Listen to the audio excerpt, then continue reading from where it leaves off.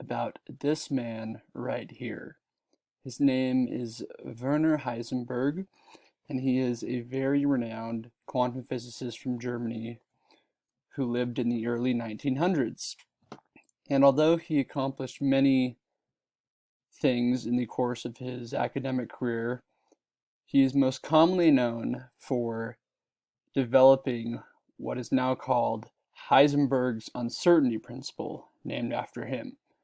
Obviously not after this man right here. So before we get going, I want to first talk about some basic principles that are going to help us understand the broader Heisenberg uncertainty principle.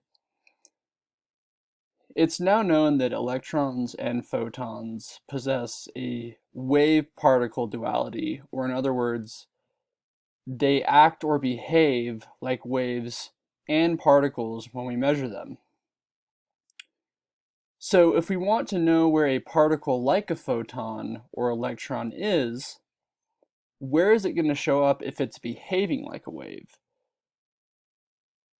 Well, when you shoot detectors with electrons and you repeatedly measure the position on that detector of the electron, you get a distribution of particles that look exactly like a wave. And again, this is echoing the principle again that electrons and photons possess a wave-particle duality.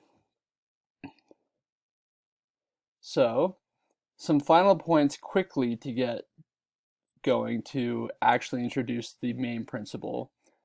When we're doing measurements like this, as in the previous example where we were measuring the position of the electrons and we got a wave-like pattern, sometimes it's impossible to measure two physical quantities with exact precision at one time. So if we go back and we're measuring this position right here, it may be impossible to measure something else like its momentum or velocity.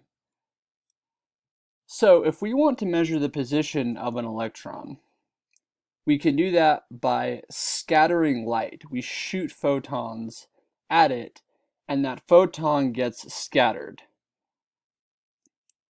The only problem with measuring the position of this electron is that when these light probes or photons hit it, it changes the momentum of the electron, because photons have momentum as well, and we lose information about the position in the process. With that in mind, let's get to the main principle. So going back to what I just talked about, let's say we want to measure the position of an electron. Now, there's going to be some uncertainty in our measurement of the position. And let's call that delta x right here. Now, x just means position, delta change. So there is some uncertainty or error in our measurement of this position, delta x. This is equal to the wavelength of the electron, or where could it be within that wave.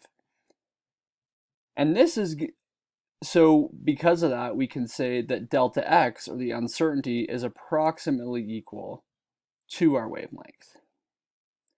If we want to measure the momentum of an electron, the uncertainty is going to be delta p, or a change in momentum, right? Now this uncertainty arises because if we measure it, the momentum actually changes as a result of the interaction of the detector. So the uncertainty arises in the momentum because we change the momentum when we measure it, and the uncertainty arises in position because of this wave-particle duality of electrons. Or in other words, they're not always going to be in one exact place. Now, delta P can be as big as the momentum itself. And because momentum equals Planck's constant h over lambda, or wavelength, the delta P is going to be approximately equal to the momentum or Planck's constant over the wavelength. So those are some basic groundwork principles for the actual equation we're going to look at. If you decrease the wavelength of an electron that you're trying to measure, you decrease the uncertainty of delta x, of the position, because it's in a more confined area. If you increase the wavelength of the electron, then the uncertainty of the momentum can be reduced, because again, this uncertainty is inversely proportional to that wavelength. So if we increase that, then the uncertainty of position or momentum is going to be decreased. If we combine both of these terms together, what we end up getting is the change or the uncertainty in position times the uncertainty in momentum is approximately equal to Planck's constant, meaning that if you increase one, the other decreases, or in other words, if you increase the uncertainty in momentum, the uncertainty in position decreases, and vice versa. Now, Heisenberg got these, and he mathematically showed that this is the case. The change in momentum, or the uncertainty in momentum, times the uncertainty in position has to be greater than or equal to Planck's constant over 4 pi. Now, how he did that is very complicated. It's very complex mathematics, but this is ultimately what he showed mathematically. So, what does this actually mean? The most astounding principle or conclusion that arrives out of this is that it is impossible to measure the position and momentum of an electron with uncertainties that multiply to this right here. And that means that neither uncertainty can be zero. You can't know with exact precision or with exact certainty the momentum or position of an electron. It also means that as one gets larger, the other gets smaller. So if we get to the point where we know with a lot of certainty the momentum, we will have a great degree of uncertainty as to the position of it.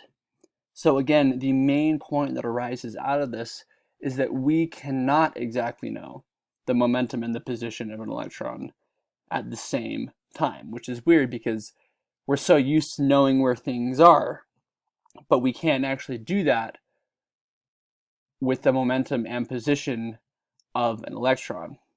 Now, the real question that you may be asking yourself is, why don't we notice this in everyday life? If this is true with electrons and photons, lots of things are made of protons and electrons, but if they don't notice it with electrons, why is it that, for example, we know Jupiter has a certain orbit around the sun and we can predict that orbit? We seem pretty certain about both its position and momentum. Now, this is because broadly of something called the correspondence principle, which essentially says that quantum principles become, or in other words, quantum mechanics becomes indistinguishable from classical mechanics on the macroscopic level. Now, in this particular case, Planck's constant, if we go back, is a very small number. It's something like 6 times 10 to the negative 34th. Because of this, the minimum uncertainty that we could have is very, very small compared to momentum and position of very large objects. So for example, if sunlight reflects off of Jupiter and we can see it, we know its momentum and position, the electrons or photons that hit it will change its momentum, but the change in momentum is so small that it is essentially negligible. So again, re-emphasizing this principle, usually what happens with quantum mechanics is that they become indistinguishable from classical mechanics in the macroscopic world.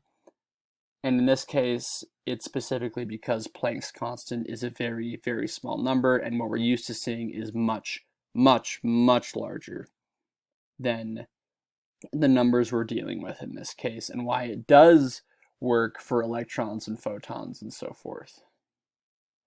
So, now you know why Heisenberg is important. It's one of those principles that is very weird, very difficult to wrap your mind around. How can we not know where something is and how fast it is going, or the momentum of it? But keep in mind that he did this mathematically. We now have lots of experiments that show this to be the case. He was genius enough to see it in the mathematics, and it ended up working out. Now you know why Werner Heisenberg is very important. If you want to know why this person is important, you may have to watch a show that I may or may not be able to recommend. With that being said, I'm going to end with this. Well, here are my sources first that I used, and I'm going to end with this funny Heisenberg comic strip where he's in the Heisenberg Department of Physics, and it says you are probably here, because again, you cannot know where exactly we are. If we know, for example, this person's momentum, let's say he's sitting still at 0, well, it couldn't be 0, but let's say that he's here. Funny joke. If you understand it, then that probably means you have somewhat of an understanding of what we talked about today.